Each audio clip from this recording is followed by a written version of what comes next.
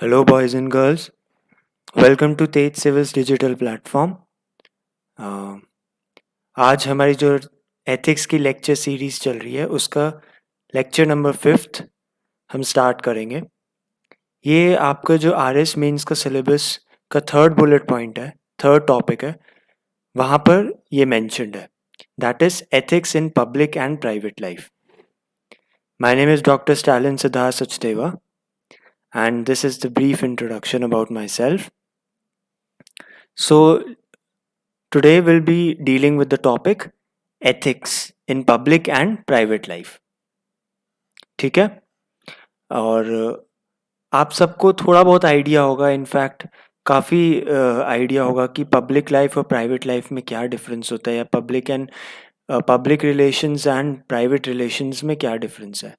Still आज हम उसको थोड़ा सा डिटेल में पढ़ेंगे and at the same time जो एथिक्स में उसकी रेलेवेंस है वो हम कंसिडर करेंगे कि क्या एथिक्स में उसकी रेलेवेंस है और कैसे हम एथिकल वैल्यूज़ को अपनी पब्लिक एंड प्राइवेट लाइफ में इनकलकेट कर सकते हैं, या हम उसको अपने रिलेशंस में अप्लाई कर सकते हैं। Alright, so public relation in general आप सबको पता होगा कि ये क्या होते हैं, फॉर्मल रिलेशंस होते हैं। राइट, हमारे जो फॉर्मल रिलेशंस होते हैं, एक एम्प्लॉयर और एम्प्लॉय के बीच में रिलेशंस होता है, कॉर्पोरेट वर्ल्ड के जो रिलेशंस होते हैं, या फिर आप बिजनेस बिजनेस डीलिंग करते हो। राइट, तो ये सब क्या हुए, ये सब पब्लिक रिलेशंस है। राइट, फॉर्मल रिलेशंस है। Formal relations in the sense यहाँ पर इमोशनली कुछ भी, आई मीन इमोशनल अटैचमेंट नहीं होगी। राइट, तो इमोशनल अटैचमेंट नहीं होगी, तो ये क्या हो गए, पब्लिक रिलेशंस हो गए। और सिमिलरली प्राइवेट रिलेशंस क्या हो गए, जैसे फैमिली, फ्रेंड्स, इनके साथ हमारे इंटीमेट रिलेशंस होते हैं, एक इमोशनली हम एक दूसरे के साथ अटैच्ड होते हैं, घनिष्ठ संबंध होते हैं। राइट, लेकिन वो पब्लिक रिलेशन में आपको नहीं दिखेंगे। पब्लिक रिलेशंस यानी कि सार्वजनिक संबंधों में नैतिकता, that is ethics in public relationship. तो पब्लिक रिलेशंस क्या हुए, are those human interactions which are formal or professional in nature. Right, formal होंगे, प्रोफेशनल होंगे, जहाँ पे जो दो व्यक्ति होंगे वो आपस में इंटीमेटली रिलेटेड नहीं होंगे। हिंदी में हम कैसे समझेंगे इसे, सार्वजनिक संबंध और निजी संबंध, दो संबंध हुए, सार्वजनिक यानी कि पब्लिक रिलेशन और निजी यानी कि आपके प्राइवेट रिलेशंस। तो जो सार्वजनिक संबंध वो क्या होंगे, ये वो मानवीय संपर्क या संबंध होते हैं जो प्रकृति में औपचारिक व पेशेवर होते हैं, जिनकी प्रकृति कैसी है, औपचारिक है, दैट इज फॉर्मल, और पेशेवर है यानी कि प्रोफेशनल नेचर में, जिनमें लोग घनिष्ठ, दैट इज इंटीमेटली आपस में या इमोशनली आपस में अटैच नहीं होते।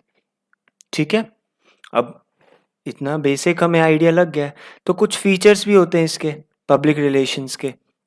तो क्या हुए, सेम फीचर्स होंगे, ये कम्युनिकेशन होगा, टू वे कम्युनिकेशन है, जिसमें कोई एक ऑब्जेक्टिव होगा, कोई एम होगा, कोई टारगेट होगा।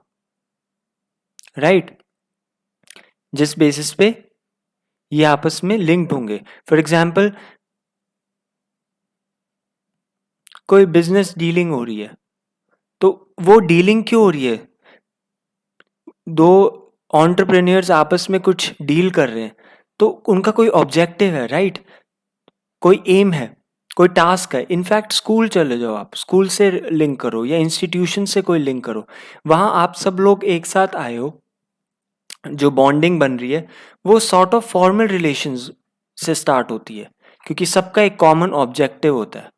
राइट, आप किसी इंस्टीट्यूट में ज्वाइन कर रहे हो तो वहाँ एक कॉमन ऑब्जेक्टिव है कि एग्ज़ाम क्लियर करना है, या मे बी कोई टारगेट है कि प्रोजेक्ट कंप्लीट करना है इन एक्स अमाउंट ऑफ टाइम।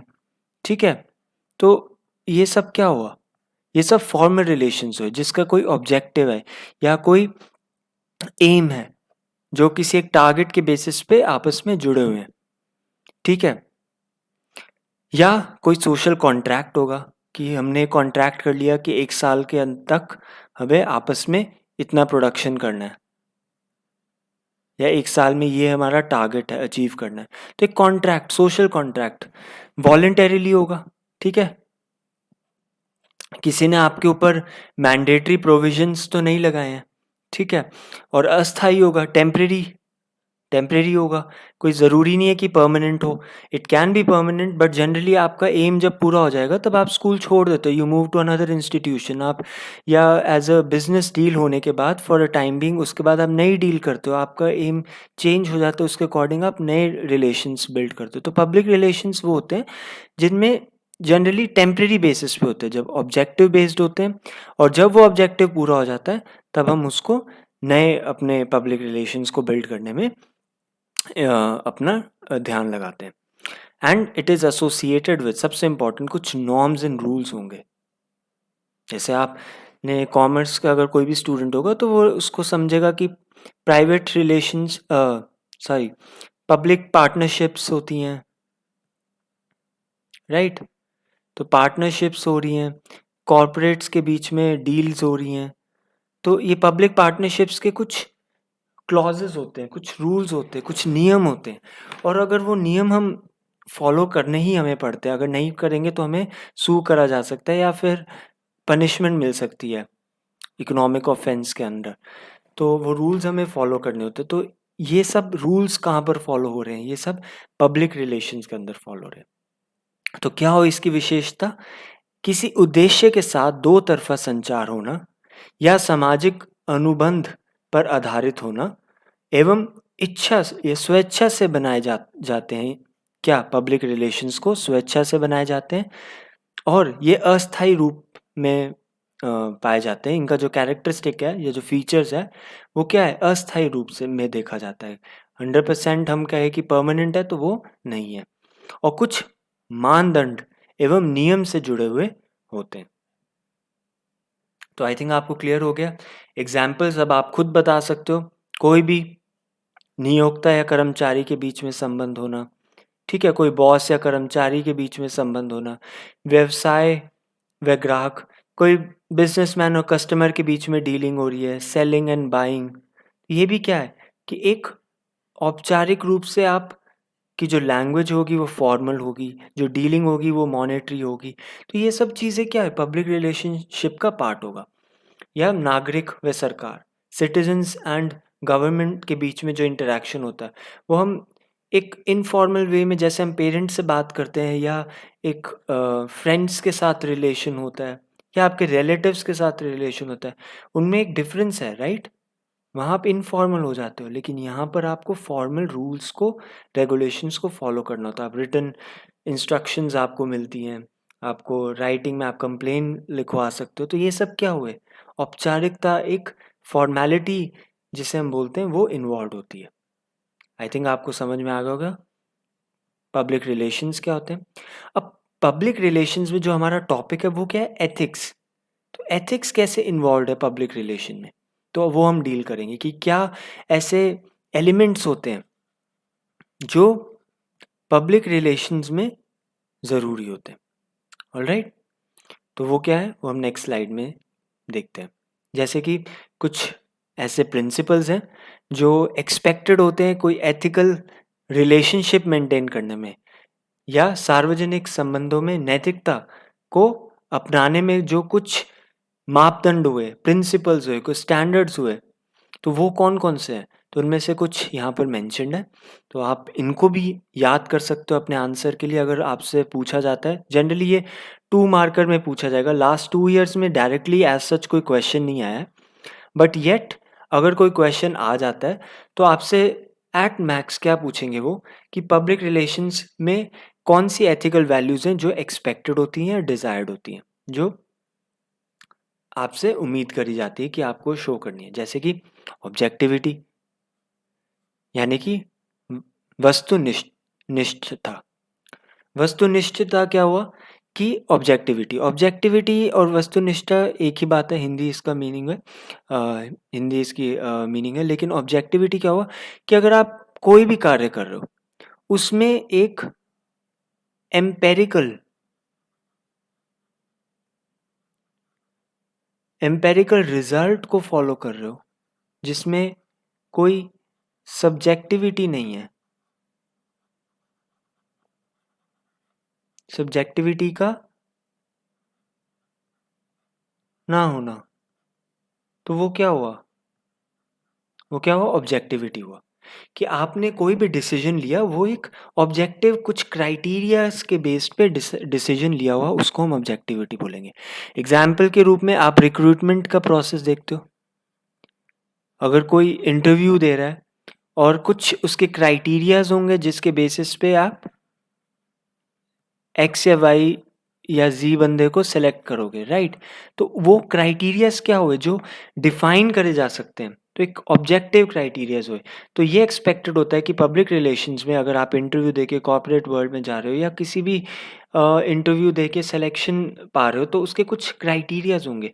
तो from the starting recruitment process से टिल प्रमोशन, पब्लिक रिलेशंस एक अच्छा एथिकल वर्क एनवायरनमेंट या वर्क कल्चर मेंटेन करने के लिए ये एक बहुत ज़रूरी प्रिंसिपल है जो ध्यान में रखना चाहिए, ताकि ट्रस्ट बिल्ड होगा एक एम्प्लॉयर और एम्प्लॉय के बीच में कि जो भी सिलेक्शन हुआ, रिक्रूटमेंट हुआ और जो प्रमोशन हुआ वो मेरिट के बेसिस पर हो या फिर कुछ ऐसे सेलेक्टेड या डिफाइंड नॉर्म्स जो ओपनली ट्रांसपेरेंटली अवेलेबल है उनके बेसिस पे हो।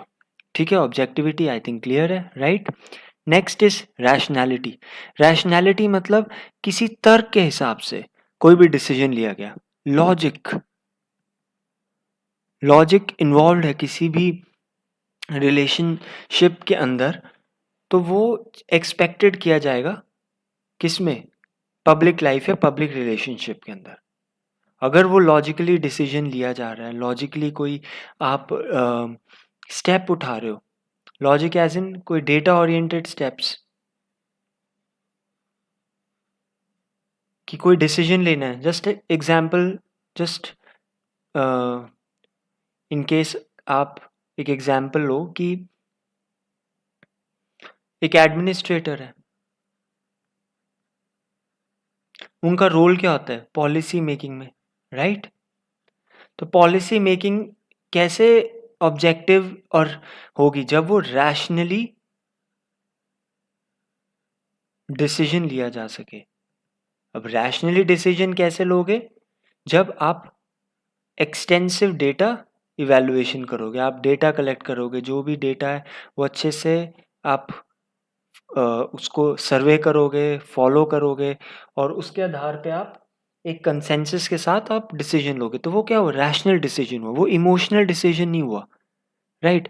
जहाँ पे इमोशंस का इस्तेमाल नहीं हुआ। यही यहाँ पर इसके पॉइंट में एक्सप्लेन करा हुआ है कि relation which is based on logic and not on emotional preference, संबंध तर्क के आधार पर होते हैं, ना कि भावनात्मक प्राथमिकता के आधार पर।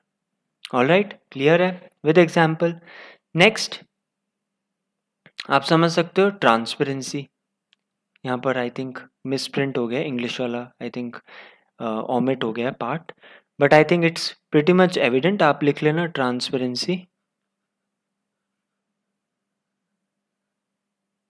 ठीक है? अब ट्रांसपेरेंसी का मतलब पारदर्शिता, कि कोई भी डिसीजन लिया जा रहा है वो ओपन डोमेन में लिखा हुआ है, ठीक है? जो ओपन डोमेन में मेंशन्ड है।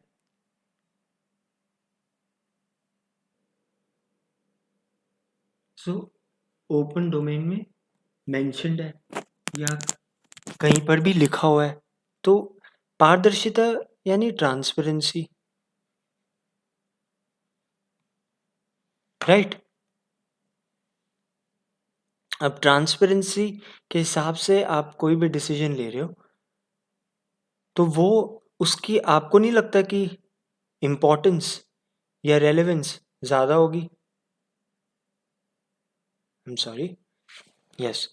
सो पारदर्शिता के हिसाब से कोई डिसीजन लिया गया है, तो आपको नहीं लगता कि उसकी रेलेवेंस ज़्यादा होगी, उसकी एक्सेप्टेंस ज़्यादा होगी? तो ट्रांसपेरेंसी, पारदर्शिता होना बहुत ज़रूरी है। कोई भी डिसीजन आपने ओपन डोमेन में, जैसे ड्राफ्ट लॉज बनाती है गवर्नमेंट, तो वो सब ओपन डोमेन में रखती है ताकि एक तो वही गवर्नमेंट एंड सिटीजनशिप के बीच में क्या हुआ, एक पब्लिक रिलेशन डेवलप हुआ in terms of ethics, ethical relation, क्योंकि हमने ट्रांसपेरेंसी मेंटेन रखी। कोई डिसीजन लिया वो पार्लियामेंट में प्रॉपर डिस्कशन के साथ हुआ, तो वो सब क्या हुआ, पारदर्शिता के साथ डिसीजन लिया गया। यानी कि सभी सूचनाओं में या कोई भी निर्णय जो लिया जा रहा है उसमें आपने क्या मेंटेन रखा, आपने ट्रांसपेरेंसी मेंटेन रखी, जिसके कारण आत्मविश्वास एवं भरोसा पैदा हुआ। राइट, तो ये क्या हो गया, पारदर्शिता। Next, mutual respect. अब कोई भी पब्लिक रिलेशन होगा एम्प्लॉयर और एम्प्लॉय के बीच में, गवर्नमेंट और सिटीजन्स के बीच में, तो वो किस बेसिस पे होगा, वो एक रिस्पेक्ट के बेसिस पे होगा कि आपस में एक दूसरे की रिस्पेक्ट करोगे, कुछ लॉज होंगे, कोई एक सीमा होगी जिसको आप ब्रीच नहीं करोगे, एक वे होगा कम्युनिकेशन का। फॉर एग्जांपल टीचर स्टूडेंट्स का रिलेशन अगर हम म्यूचुअल रिस्पेक्ट कैसे शो करते हैं, बाय सैल्यूटेशन हम यूज़ करते हैं, नमस्ते बोलते हैं, गुड मॉर्निंग गुड आफ्टरनून बोलते हैं, राइट। तो salutation is a way of showing mutual respect to them. तो आई थिंक क्लियर है, बहुत सेल्फ अंडरस्टूड पॉइंट था। ऑनेस्टी एंड इंटेग्रिटी यानी कि ईमानदारी, सच्चाई एवं सत्यनिष्ठा। तो अगर हमारे कोई भी रिलेशनशिप के अंदर ऑनेस्टी होगी, कोई आपने कोई बात कम्युनिकेट की और वो एक ऑनेस्टी के साथ कम्युनिकेट करा, सच्चाई के साथ आपने रियल फैक्ट्स प्रेजेंट करे, तो इसके बीच में क्या होगा, जो वर्क एथिक होगा या वर्क कल्चर होगा वो एथिकल होगा, पॉजिटिव एनवायरनमेंट रहेगा, राइट। तो इससे क्या होगा, it improves work environment and ethical work culture.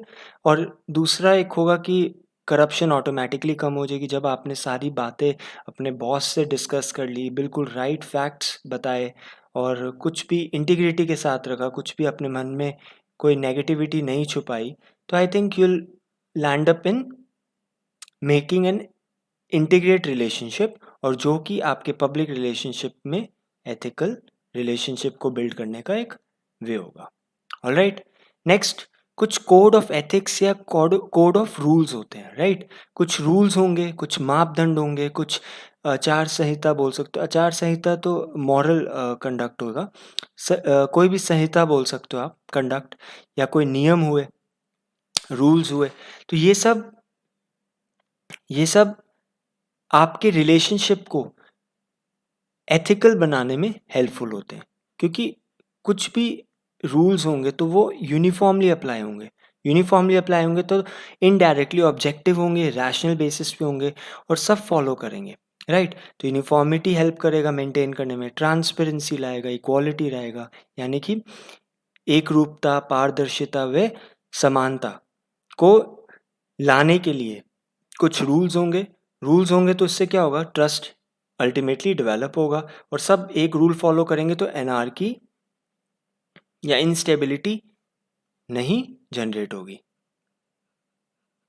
यही हम आगे देखेंगे कि कैसे इन रूल्स को फॉलो करके, जैसे एथिक्स के अंदर हम रिस्पेक्ट, कोड, ऑनेस्टी, इंटेग्रिटी को अप्लाई करके हम इसकी जो सिग्निफिकेंस है उसको हम आगे स्टडी करेंगे।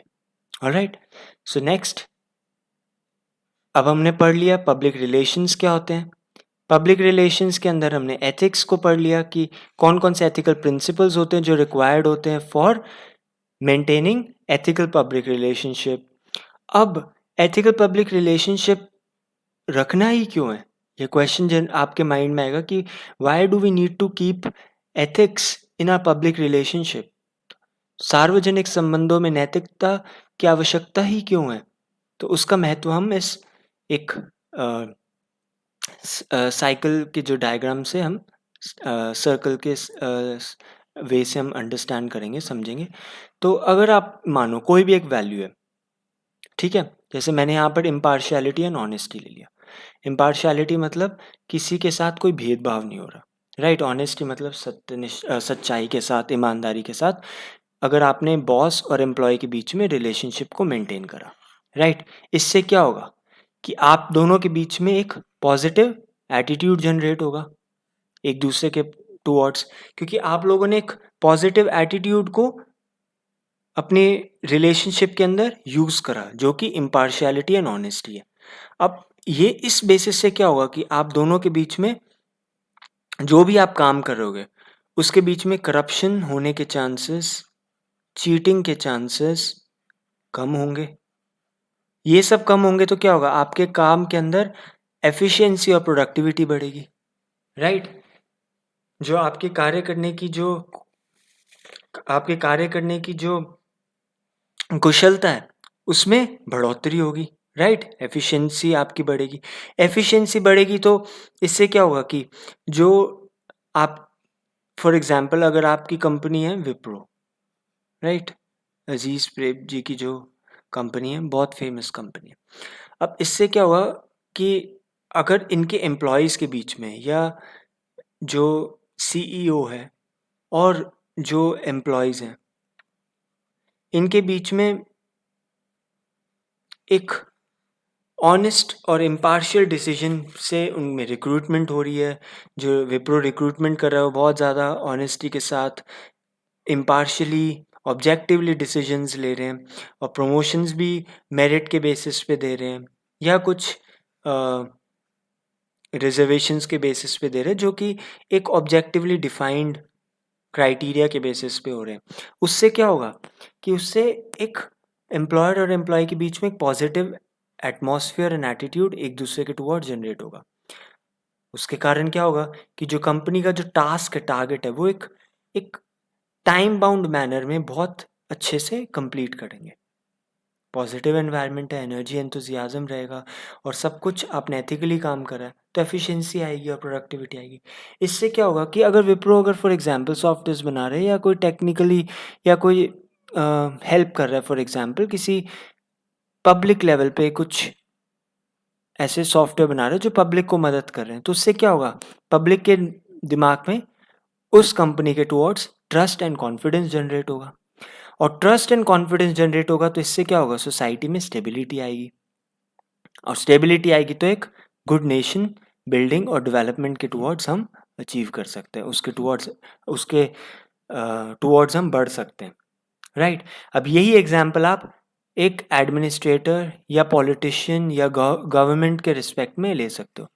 अगर गवर्नमेंट इम्पार्शियली डिसीजंस ले रही है for the welfare of citizens तो इससे क्या होगा, कंट्री के अंदर एक पॉजिटिव एनवायरनमेंट जनरेट होगा जिसके कारण गवर्नमेंट जो स्टेप्स लेगी, डिसीजंस लेगी, पार्लियामेंट के अंदर जो बिल्स पास कराने होते हैं वो टाइम बाउंड मैनर्स में डिस्कशंस होंगी और proper parliamentary procedures and conventions को फॉलो करके अगर वो टाइमली डिसीजन ले पा रहे हैं तो इससे क्या होगा, लोगों के अंदर क्या इंस्टिल होगा, ट्रस्ट और कॉन्फिडेंस इंस्टिल होगा जिसके कारण क्या होगा कि एक सोसाइटी में स्टेबिलिटी आएगी, स्टेबल गवर्नमेंट बनेगी। एनार्की, मिलिट्री रूल या फिर डिक्टेटरशिप जैसे थॉट्स लोगों में या रेवोल्यूशन करने या मूवमेंट करने जैसे जो स्टेप्स होते हैं वो नहीं उठाए जाएंगे तो एनार्की कम होगी। इससे क्या होगा, हर्डल्स कम होगी गवर्नमेंट के वर्क करने में एंड अल्टीमेटली एक डेवलप्ड नेशन बिल्ड होने में मदद करेगा। जो हमारा टारगेट है by 2047 of honourable prime minister, तो वो कैसे अचीव हो सकता है, उसमें अचीव होने में एक बहुत इम्पॉर्टेंट क्राइटेरिया या एक स्टेप या एक पॉइंट है जो रोल प्ले करता है, that is ethical relationships in public life. Alright, I hope आपको ये सर्कुलर डायग्राम से, फ्लो चार्ट से आपको क्लियर हो गया होगा। ऑलराइट, अब ये तो हमने इन जनरल बात की, लेकिन अगर हमारे एग्ज़ाम में क्वेश्चन आता है तो हम अगर एक कमेटी थी यूके की, नोलन कमेटी, उसने कुछ 7 प्रिंसिपल्स दिए थे, अगर हम ये मेंशन कर देते हैं, अगर हमें 7 नहीं भी पता है, हालांकि मेंस के क्वेश्चन में डायरेक्टली इसके ऊपर क्वेश्चन 2021 आरएस मेंस के क्वेश्चन में पूछा गया है, तो अगर नहीं भी पूछा जाता तो भी आप कहीं ना कहीं इसको इंक्लूड कर सकते हो अपने आंसर में। अगर पब्लिक रिलेशन के बारे में या पब्लिक लाइफ के बारे में कैसे रिलेशन मेंटेन करना है तो हमारे पास एक ऑब्जेक्टिव अगेन क्राइटेरियाज अवेलेबल है ऑलरेडी, जो यूके की एक कमेटी बनी थी जिसमें ये 7 क्राइटेरियाज दिए थे, इनको आप मेंशन कर सकते हो। आप इनको याद कर लेना, 3-4 बार पढ़ोगे, it is easier to remember. Alright, अब मैं सातों के बारे में एक एक लाइन में आपको बता देता हूँ। जैसे कि पहला है सेल्फलेसनेस, निस्वार्थता, राइट। उसके बाद ऑनेस्टी, फिर इंटेग्रिटी, ऑनेस्टी मतलब सच्चाई, ईमानदारी, इंटेग्रिटी सत्यनिष्ठा, फिर अकाउंटेबिलिटी जवाबदेही, ऑब्जेक्टिविटी जो हमने अभी पढ़ा था, ठीक है। फिर उसके बाद ओपननेस यानी कि खुलापन, एंड लास्ट में सेवेंथ लीडरशिप। तो ये जो 7 क्राइटेरियाज यहाँ पर लिखे हैं, these are considered as foundational values for civil servant. जो लोक सेवक हैं, ठीक है, जो सोसाइटी के अंदर जैसे सिविल सर्वेंट्स हैं, तो इनका क्या काम है, समाज सेवा करना।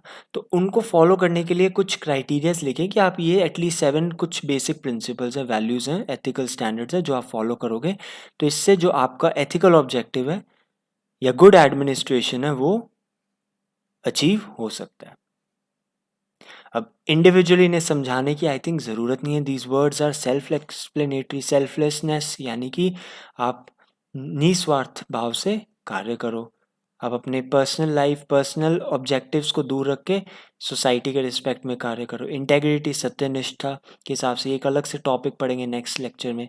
सत्यनिष्ठा वैसे आपको पता ही है कि आपके जो internal and external thoughts, mind and values and actions ये सब आपस में एक हो जाए, इंटीग्रेट हो जाए। जैसे हम बोलते हैं ना, नेशन की इंटेग्रिटी ना खराब हो, कि we should work towards maintaining the integrity of nation. तो उसका क्या मतलब होता है कि एकीकरण हो जाए, राइट। तो उसी से आप लिंक कर सकते हो। यहाँ पर इसका एथिक्स में मीनिंग है सत्यनिष्ठा, कि जो आपके मन में चल रहा है वही आपके कर्मों और विचार में आए। ऑलराइट, नेक्स्ट इज ऑब्जेक्टिविटी, वस्तुनिष्ठता जिसके बारे में हमने बात करी थी पहले। अकाउंटेबिलिटी सेम, आपकी जवाबदेही क्या है, कुछ रूल्स हैं जैसे आरटीआई एक्ट है, सिटीजन चार्टर है। तो ये सब आप क्या करते हैं, एक ऑर्गेनाइजेशन की अकाउंटेबिलिटी को बढ़ाते हैं, राइट। ओपननेस, आपने सब कुछ ट्रांसपेरेंसी को फॉलो करा, कोई भी पॉलिसी बना रहे हो वो ओपनली डिस्कशन हो रही है, करप्शन नहीं हो रही है, तो ये सब क्या है, ट्रांसपेरेंसी मेंटेन कर रहे हो। और ऑनेस्टी, ईमानदारी से कार्य कर रहे हो, आपने अपनी ड्यूटी को पूरा ढंग से निभाया, तो दैट इज़ व्हाट, ऑनेस्टी। और फिर लीडरशिप, आप में एक एज ए सिविल सर्वेंट आपको लीड करने की एबिलिटी होनी चाहिए, एक विजन होना चाहिए, और शेयर्ड वैल्यूज़ के बेसिस पे आपको कार्य करना चाहिए। तो लीडरशिप, आई थिंक ये आपको क्राइटेरिया क्लियर है। सो नेक्स्ट, अब हमने आज 2 टॉपिक करने थे। पहला टॉपिक पब्लिक रिलेशनशिप के बारे में पढ़ा, अब प्राइवेट रिलेशनशिप के बारे में पढ़ेंगे। आपको पहले ही क्लियर हो गया, पब्लिक रिलेशनशिप जैसे बताया फॉर्मल रिलेशनशिप जिसमें इमोशंस नहीं होते, प्राइवेट रिलेशनशिप इसके बिल्कुल कॉन्ट्रेरी हुए, इसके बिल्कुल ऑपोजिट हुए। जैसे कि जो आपके यहाँ इस डायग्राम से आप समझ सकते हो, इस फोटोग्राफ से, जो कि आपके पेरेंट्स के बीच में रिलेशन है, husband wife, right. Parents and children के बीच में रिलेशनशिप है, आपके फ्रेंड्स के साथ जो रिलेशनशिप है, आपके रिलेटिव्स के साथ जैसे आपके लाइफस्टाइल है, आप डील करते हो, वो सब क्या हुए, आपके पर्सनल रिलेशनशिप हुए, जो कि काइंड ऑफ परमानेंट रिलेशनशिप है, रिलेटिवली परमानेंट, वो वॉलेंटरी थे। और यहाँ कोई ऑब्जेक्टिव बेस्ड रिलेशन नहीं बना, ये आपके इम्बाइब्ड या बॉन्ड, जिस फैमिली में आप बॉर्न हो रहे हो उन प्रिंसिपल्स पे बेस्ड होता है। तो आपने चूज़ नहीं करा यहाँ पर, other than friends in general आप बोल सकते हो, रिलेटिव्स को आपने चूज़ नहीं करा, पेरेंट्स को आपने चूज़ वैसे नहीं करा। स्पिरिचुअली ये माना जाता है कि we have chosen the womb, मतलब हम अपने खुद अपने माँ का घर चूज़ करके आते हैं। This is little out of context, but मेरा कहने का मतलब ये है कि प्राइवेट रिलेशन आप समझ गए होगे कि कोई भी फैमिली फ्रेंड्स के बीच में कोई भी रिलेशन है जिसमें हम इनफॉर्मली डिस्कशन करते हैं और ये हमारे हमारे इमोशंस के साथ अटैच्ड होते हैं, राइट, जिसमें इंटीमेसी इन्वॉल्व होती है, भावना इन्वॉल्व होती है, और घनिष्ठता हम हमारे रिश्तों में देखी जा सकती है। ऑलराइट, तो I think it is very clear. अब मैं जस्ट रीड कर देता हूँ there is nothing much to explain in this. तो प्राइवेट रिलेशन क्या हुए?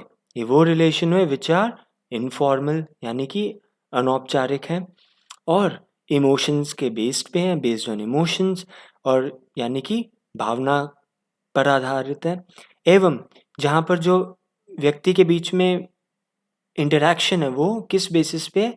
इंटीमेसी के साथ है, घनिष्ठ रूप से ये रिश्ते आपस में जोड़ते हैं, राइट। तो निजी संबंध क्या हुए?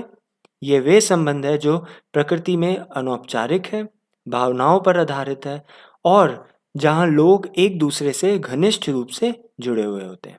ऑलराइट, एग्जाम्पल आपको पता ही लग गया, parents, children, brother, sister, relatives, friends, husband, wife, भाई बहन, रिश्तेदारों के बीच, दोस्त, पति पत्नी के बीच में जो संबंध है वो क्या हुए? प्राइवेट रिलेशंस हुए।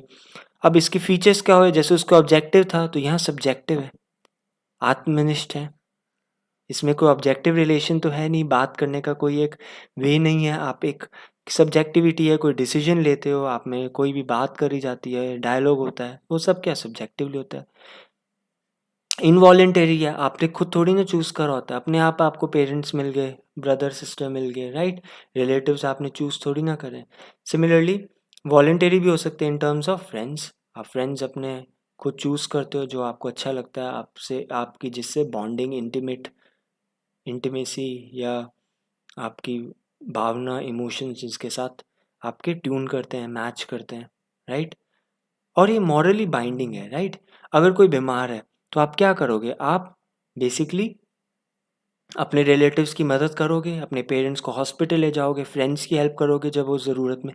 तो काइंड ऑफ नैतिक बंधन, नैतिक जिम्मेदारी, रिस्पॉन्सिबिलिटी ज़रूर इसके साथ कहीं ना कहीं अटैच होती है, राइट।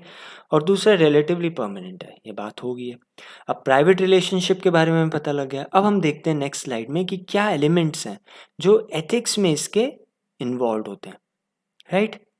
एथिक्स में ऐसे कौन से एलिमेंट्स हैं जो प्राइवेट रिलेशनशिप को एथिकल बनाने में हेल्पफुल होते हैं या एक्सपेक्टेड होते हैं? जैसे कि ये आप मान लो प्राइवेट रिलेशनशिप का एक बॉक्स है, यहाँ से कौन कौन सी वैल्यूज़ निकल के आती हैं या जो एक्सपेक्टेड होती हैं, वो है रिस्पेक्ट, एक दूसरे का आदर, सम्मान करना। एफिनिटी, एफिनिटी यानी कि आत्मीयता, इमोशंस, इंटीमेसी,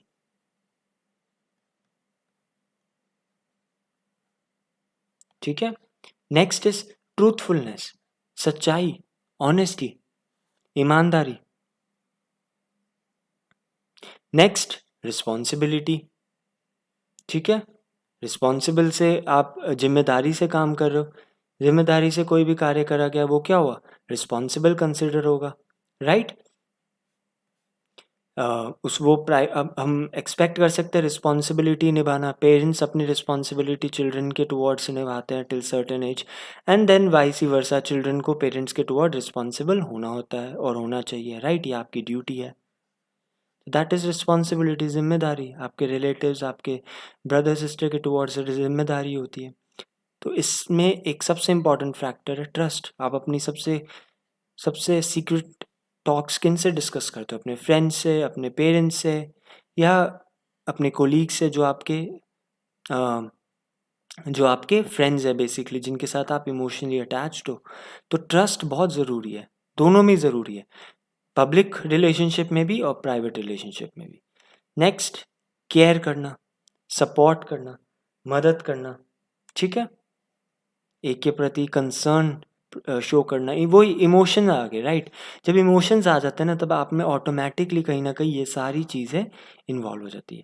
अपने परिवार के प्रति सैक्रिफाइस करना, अपने फ्रेंड्स के लिए सैक्रिफाइस करना, सबसे इम्पॉर्टेंट टाइम होता है। अपने फ्रेंड्स के लिए टाइम सैक्रिफाइस करना, उनको टाइम देना, गुड टाइम बैड टाइम में उनके साथ रहना।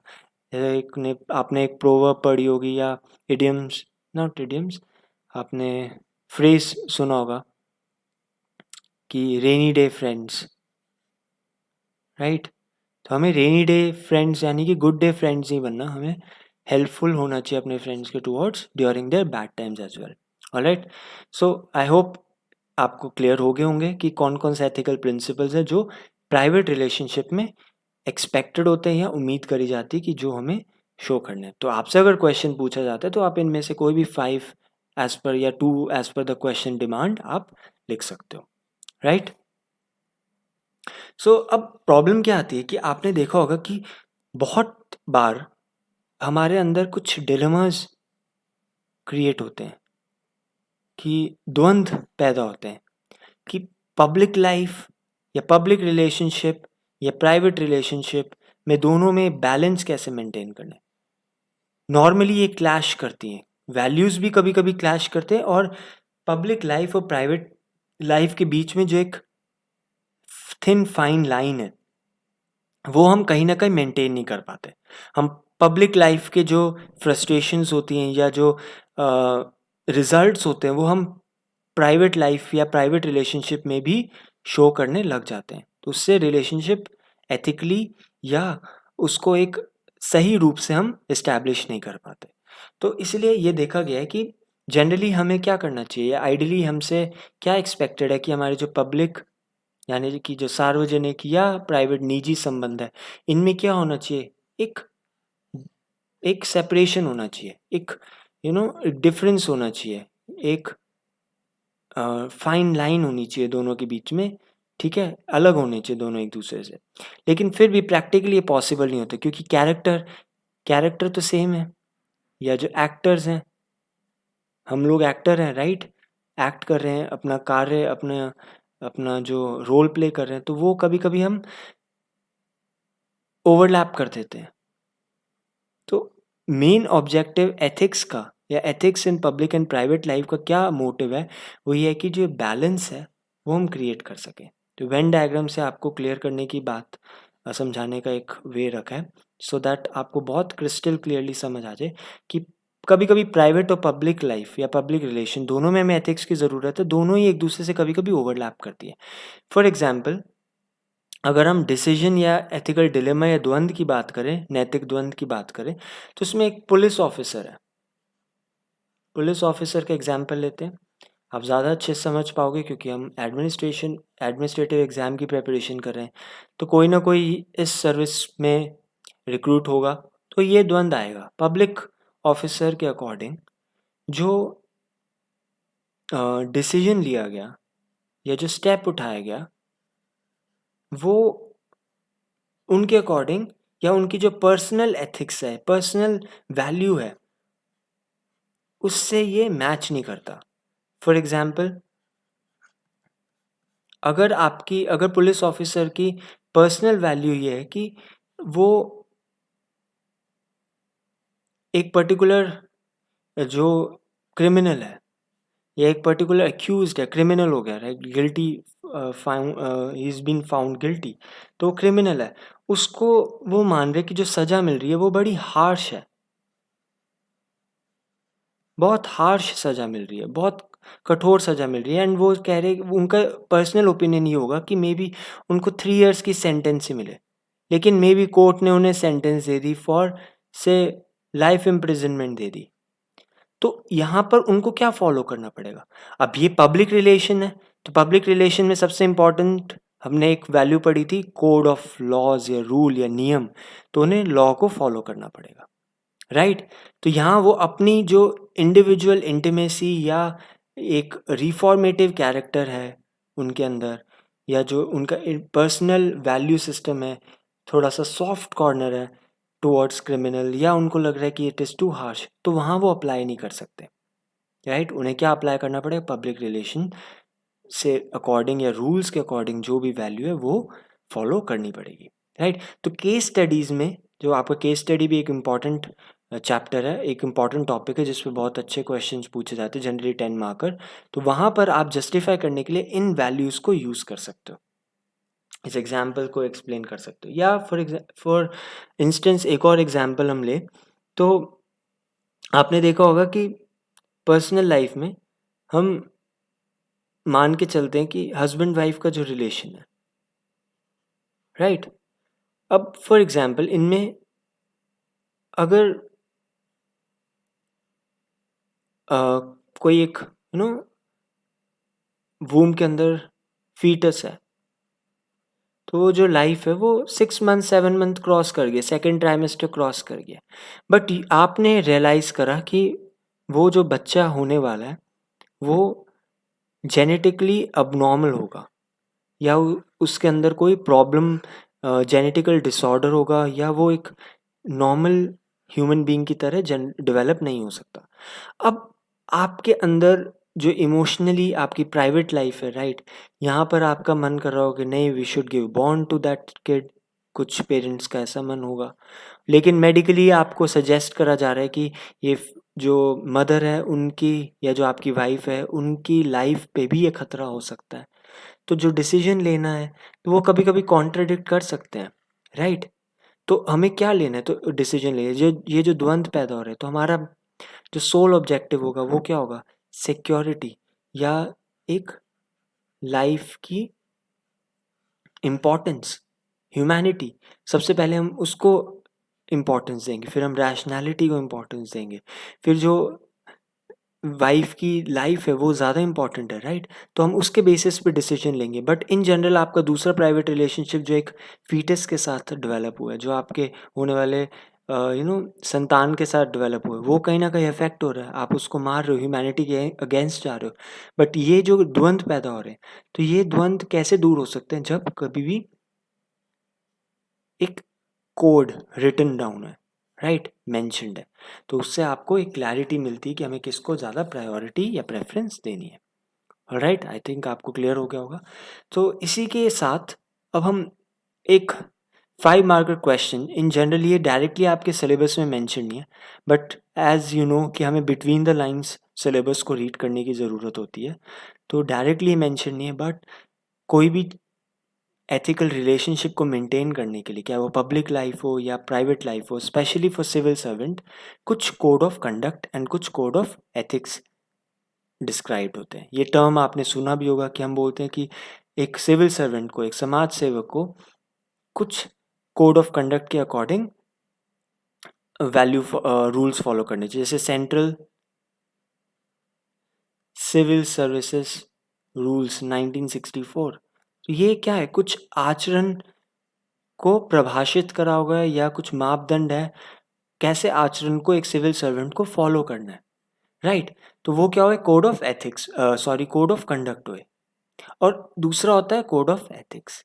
दोनों डिफरेंट टर्म है, हालांकि ऑलमोस्ट थोड़ी सी कंफ्यूजन हो सकती है, दोनों ही मापदंड है, लेकिन एक एथिक्स के रिस्पेक्ट में, एक नैतिकता के रिस्पेक्ट में, नीति शास्त्र के रिस्पेक्ट में, दूसरा आपके आचरण के रिस्पेक्ट में।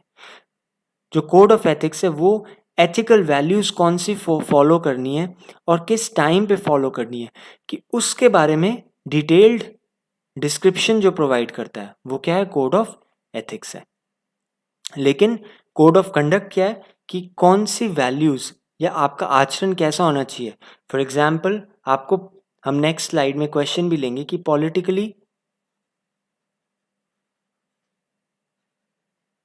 न्यूट्रल या पॉलिटिकल न्यूट्रलिटी मेंटेन करनी होती है सिविल सर्वेंट को, कि वो किसी भी एक पार्टी, चाहे वो कांग्रेस हो, बीजेपी हो, राइट, आप एक परमानेंट एग्जीक्यूटिव मेंबर हो, ठीक है। तो आपका से ये एक्सपेक्टेड है, आपका कोड ऑफ कंडक्ट ये है कि किसी एक पार्टी के टुवर्ड्स आप कोई भी soft corner at least work respect में नहीं शो करोगे। पब्लिक रिलेशंस की बात हो रही, प्राइवेट में आपके में भी आप किसी एक पार्टी के टुवर्ड्स बायस्ड हो, लेकिन जब आपको पॉलिसी इंप्लीमेंट करनी है तब आप अनबायस्ड रूप से वेलफेयर ऑफ द सोसाइटी को ध्यान में रखते हुए, अपनी पॉलिटिकल विचारधारा से ऊपर उठते हुए, पॉलिटिकल इंक्लिनेशन से या आइडियोलॉजी से ऊपर उठते हुए, सोलली आपका ऑब्जेक्टिव होना चाहिए कि public welfare and implementation of government policies, right. तो ये क्या हुआ, कोड ऑफ कंडक्ट हुआ, यहाँ एथिक्स नहीं आई, ये कोड ऑफ कंडक्ट है।